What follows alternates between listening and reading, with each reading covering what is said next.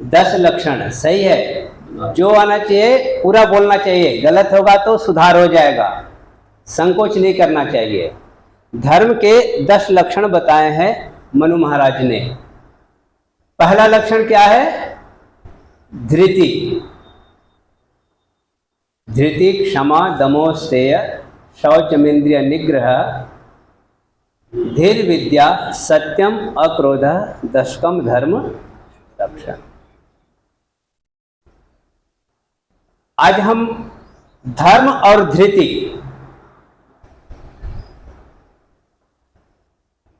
इनके बीच में थोड़ी सी जो है चर्चा करेंगे।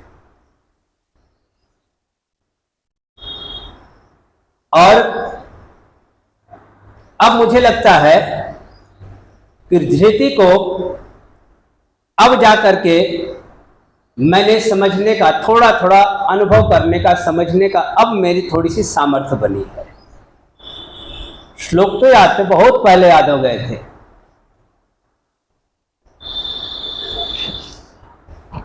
सुनने सुनाते भी खूब है।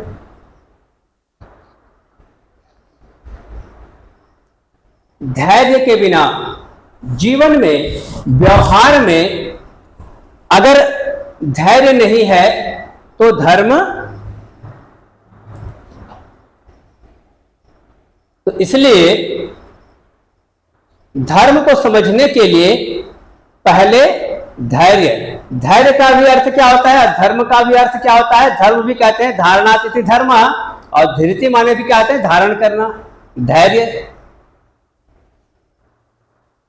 तो जीवन में एक बात तो बहुत ही स्पष्टता के साथ ऋषियों का जो शब्दों का एक संयोजन है, वो हम व्याकरण पढ़ते थे तो उसमें कहते थे कि भाई ऋषियों के जो शब्द हैं, शब्द तो छोड़ दिए, वो कहते हैं एक अक्षर को भी आप आगे पीछे नहीं कर सकते। क्यों? कि ऋषि अपलाप नहीं करते थे, प्रलाप नहीं करते थे, अपने शक्ति, अपने सामर्थ्य का अपव्यय नहीं करते थे। जितना, जिस विषय में जितना सटीक होता था उतना ही वो व्याख्यान एक क्रमबद्ध तरीके से कर देते थे। इसलिए ऋषियों की हमारी रचनाएं सूत्रबद्ध है। हमारे जितने भी आर्ष ग्रंथ हैं अधिकांश वो सूत्र के रूप में है।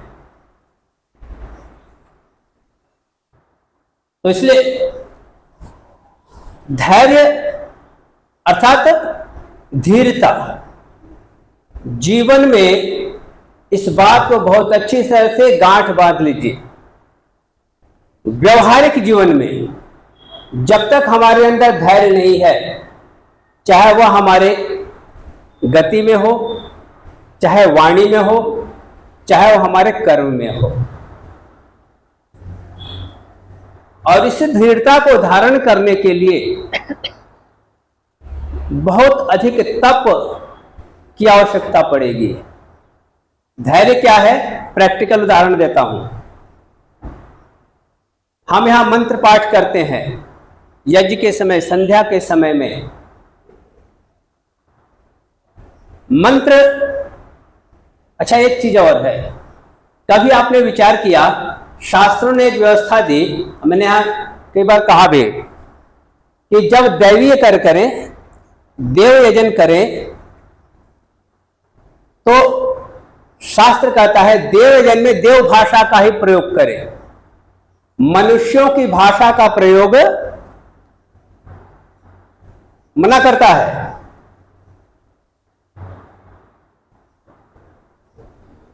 कारण भाई जिसको समझ नहीं है, जो उसमें, वो तो कहते हैं भाषा तो भाषा है, भगवान तो सारी भाषाएं जानता है, वो तो ना भी बोलो तब भी जानता है? ये क्या बात हो गई भाई? संस्कृत ही बोलो, देव भाषा माने संस्कृत भाषा।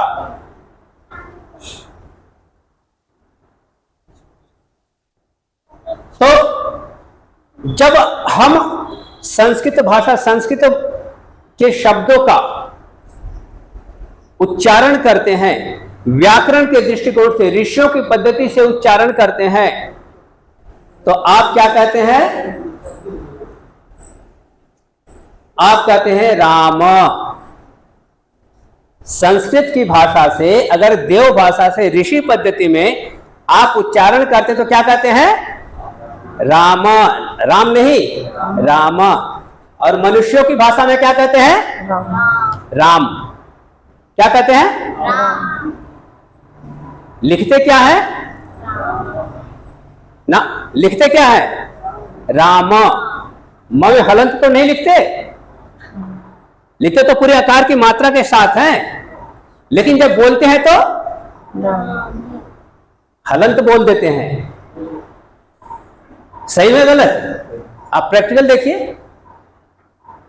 तो ऋषियों की भाषा में जब आप जाएंगे, जब उस व्यवहार में जाएंगे, तो उस व्यवहार को लाने के लिए अब सोच लीजिए कि कितने आपको फिर तप करना पड़ेगा। आसान भी नहीं है। एक उदाहरण और लेते हैं। एक शब्द है सीता। क्या शब्द है? सीता। और एक शब्द है सीता। अंतर समझ में आया? हाँ जी, अंतर समझ में आया? कुछ आया? कुछ समझ में?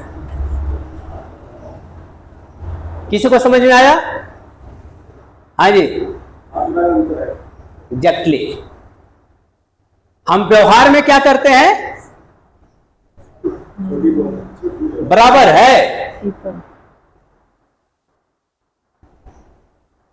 सीता माने होता है शीत दल, माने सीता माने श्वेत, सफेद, व्हाइट। और सीता माता जानकी, और सीता माने अन्न। इसलिए सीता माता के जन्म की कहानी एक प्रचलित हो गई कि भाई हल से उत्पन्न हो गई। आप 9 संवत्सर की जब आहुति डालते हैं तो उसमें सीता शब्द आया, सीता शब्द आया हुआ है, आया है ना? तो हम माता सीता को नमन थोड़े कर रहे हैं। आप प्रसंग देखिए, 9 संवत्सर का जो नए जो है कि अन्न की 9 सृष्टि की आहुतियां हैं, तो वहां सीता का अर्थ क्या है? अन्न। तो इसलिए ये कब होगा? जब हम धैर्य धारण करेंगे। मंत्र जब हम पढ़ते हैं तो मंत्रों के उच्चारण की प्रक्रिया ऋषि ने व्यवस्थित कर रखी है। एक व्यवस्था क्या है? ह्रस्व, दीर्घ, प्लुत या फिर हलंत। हम उस प्रक्रिया में जा नहीं पाते। क्यों? कि हम उससे अनजान हैं। और उस प्रक्रिया तक जाने के लिए हम जब अजमेर में पढ़ रहे थे, तो हम भी तो कॉलेज के स्टूडेंट पढ़े हुए, तो जो त्रुटियां सब में है वो हम में भी थी। जब वहां गए तो हमारे आचार्य ने कहा अपनी इन त्रुटियों को ठीक करिए। एक सामान्य त्रुटि जिसमें बड़े अभी भी हमारे से कभी कभी मिस्टेक हो जाती है, अभी भी भूल हो जाती है, हालांकि मैं पूरा प्रयत्न करता हूं। 3 सकार, हम तीनों सकारों को एक ही लाइन में ले लेते हैं। तो ये होगा, मैं इसलिए उदाहरण दे रहा हूं, मैं व्याकरण की बात इसलिए नहीं कहता हूं कि ये तो चलो ठीक है, लेकिन जब तक हम धैर्यपूर्वक इन चीजों को समझेंगे नहीं, जानेंगे नहीं, तब तक मान करके चलिए कि हम सिर्फ और सिर्फ स्थूल स्तर में रहेंगे, प्राइमरी क्लास में आएंगे, हवन करेंगे, स्वाहाकार करेंगे बड़ी श्रद्धा भक्ति से। श्रद्धा में कमी नहीं है, विश्वास में कमी नहीं, बड़े जो भाव से आते हैं। और भाव से जो मंदिर में जाता वो भी जाता है। हर एक स्थलों में लगभग अपनी जहां जिनकी मान्यता है, लगभग सामान्य जनता भाव से ही जाती है। लेकिन उस भाव को यथार्थ से, विज्ञान से जोड़ने की प्रक्रिया धीरता के बिना नहीं आएगी। और जब तक धीरता नहीं आएगी, तप नहीं आएगा, तब तक जो है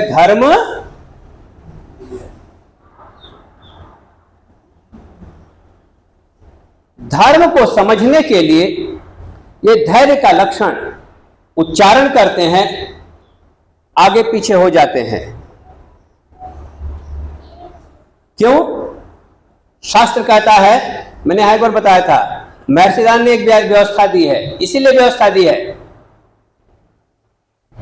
कि जब ईश्वरोपासना हो तो वहां एक व्यक्ति